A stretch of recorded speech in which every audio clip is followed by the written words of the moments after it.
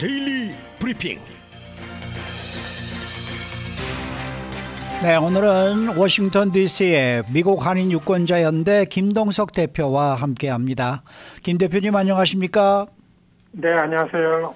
네, 오늘 아침에 저희 라디오 코리아 아침 뉴스에서 이 민주당이 우세한 캘리포니아 주에서도 조 바이든 대통령에 대한 지지도가 급격히 하락하고 있다라는 소식을 전해드렸고, 또 CNN이 발표한 그 여론조사 결과 지금 바이든 대통령이 트럼프 대통령에게 좀 밀리고 있다라는 그런 보도 내용을 두 가지를 전해드렸는데, 이 경합주에서 또 바이든 트럼프 양자 대결 지지율 조사 결과 트럼프 전 대통령이 오차범위 한도를 넘어서 앞서는 것으로 이 뉴욕 타임즈가 또 발표를 했습니다. 이건 어떤 또 내용인지 좀 자세히 전해 주십시오.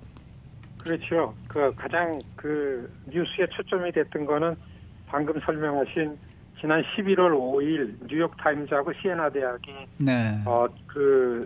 조사를 실시한 게 아주 특별하게 미국 대통령 선거를 결정짓는, 늘 결정지어온 경합주 6주만을 집중해서 조사한 게 나왔습니다. 아시겠지만은 내년도 11월 5일 선거예요.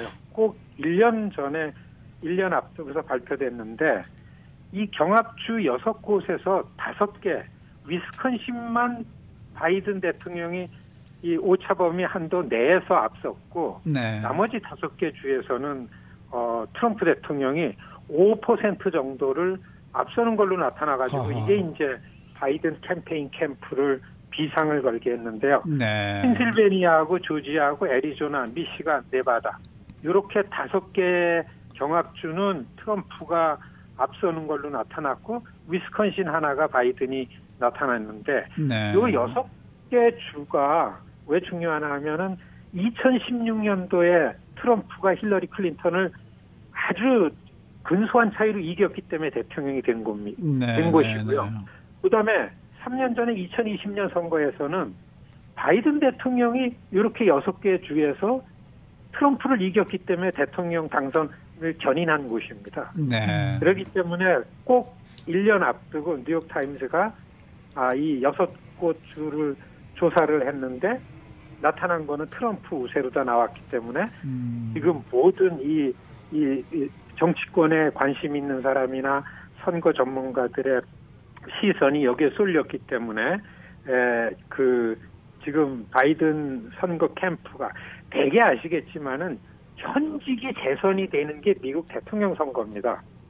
그렇죠. 지난 한 50여 년 동안 보면요, 현직인데도 재선되지 않은 대통령이 지미 카터하고 아버지 부시 대통령하고, 예.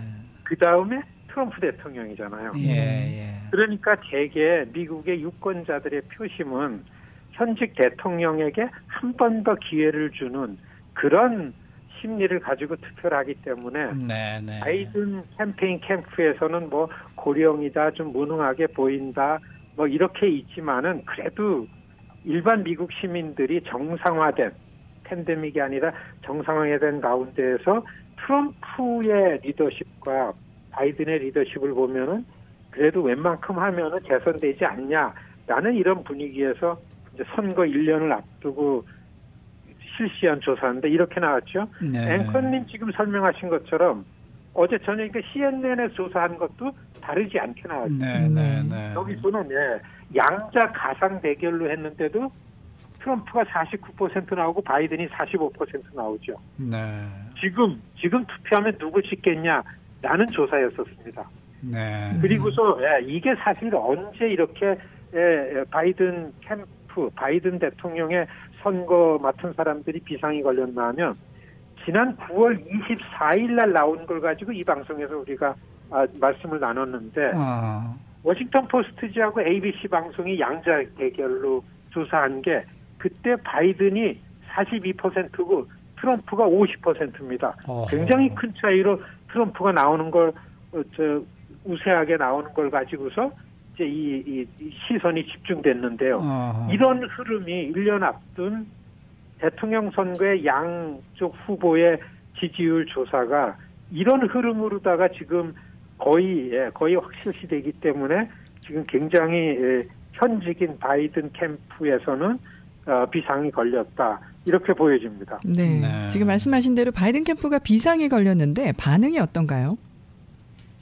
그렇죠. 지금 이제 설명드린 것처럼 현직이고 그리고 이 바이든이 공약했던 거를 국정 운영을 해나가는 거에 대해서 전쟁이 돌발적으로 생겨가지고 이 전쟁이 변수지 이 경제 문제 놓고 볼 때에는 그렇게 나쁘지 않다. 그렇기 때문에 어차피 도전하는 공화당 쪽에서는 후보가 누가 될까라는 걸 경쟁하기 때문에 트럼프의 그 부정적인 이미지라든지 부정적인 리더십은 스스로 다 나올 거니까 바이든 캠페인에 있어서는 그냥 바이든이 리더십이 있고 대통령으로서 국가를 경영할 능력이 있다라는 것만 긍정적인 홍보만 하면 된다 해가지고 돈을 막아주고서 별로 그렇게 적극적으로 네거티브 캠페인을 안 했습니다. 네. 그렇기 때문에 지금 바이든 캠프에서는 우리가 너무 소극적으로 트럼프에 대해서 네거티브를 안 한 거 아니냐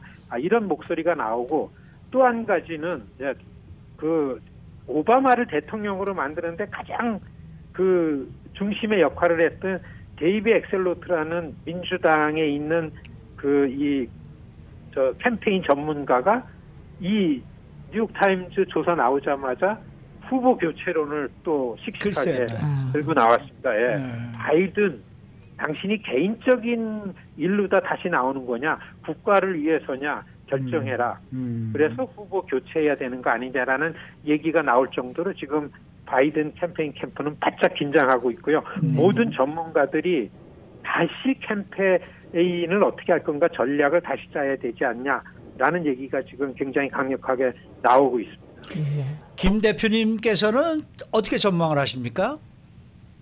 사실 이상한 거 아닙니까? 예, 미국이라는 나라 그리고 미국이라는 수준 높은 민주주의 제도를 가지고서 해온 대통령 중심제에 있어가지고 우리가 볼 때에는 상식적으로 다 받아들이기 어려운 트럼프 4년 동안에 우리가 본 게 있기 때문에 그런데 지금 미국의 상황 속에서 그 트럼프의 선거 전략이 맥히는 거 보면은 특히 경합주의 지지율 조사가 나오는 걸 보면은 지금 투표해가지고 대통령이 누가 되는가 하면은 이거 트럼프가 다시 이 대통령으로 다 컴백하는 거 아니냐 이런 우려를 얘기 안 할 수가 없는 거죠. 네. 지금 2016년 대통령 선거 나왔을 때에는 트럼프는 정말 그 선거 자금도 정말 없었고 그 다음에 많은 후보 중에 하나로 아주 독특하게 변방에서 선거 운동을 하면서 공화당 후보가 되고 공화당 후보로 결정이 된 다음인데도 공화당에서는 우리 당이 어떤 당이냐 전통적으로 미국을 주도해온 공화당인데 여기서 트럼프 같은 사람이 후보가 되면 안 된다라는 거기 때문에 결정이 된 다음 전당대회장에서도 후보 교체론이 막 나왔었습니다. 네, 그래서 그때의 하원 의장이었던 폴 라이언으로다가 후보가 바뀌어야 되지 않냐 막 이럴 정도로다가 하다가 11월 선거에서 힐러리가 졌어요. 네. 그러니까 제일 당황한 게 누군 줄 아십니까? 트럼프였다 그러잖아요. 이거 진짜 내가 됐어? 그러면 황당한 게 트럼프. 그러니까 쓸 사람도 별로 없고 그냥 깜도 안 되는 측근에 있던 사람들이 막 그냥 뭐 장관이 되고 뭐가 되고 백악관으로 들어와가지고 그렇게 됐는데 이번에 트럼프가 다시 이 후보가 되겠다고 나와가지고서 거의 후보가 된 거나 마찬가지인데 이번에는 그때에 비하면 좀 조직적이고 좀 아젠다를 설정해서 내년도 대통령 당선되면 2025년부터 나는 미국이라는 나라를 이렇게 운영할 거라라는 이 아젠다를 설정해가지고서 제대로 정리된 이 캠페인을 하고 있는 부분이 좀 보이고 있습니다. 네. 이게 네. 의지의 트럼프가 대통령이 되면 미국의 47대 대통령입니다. 네.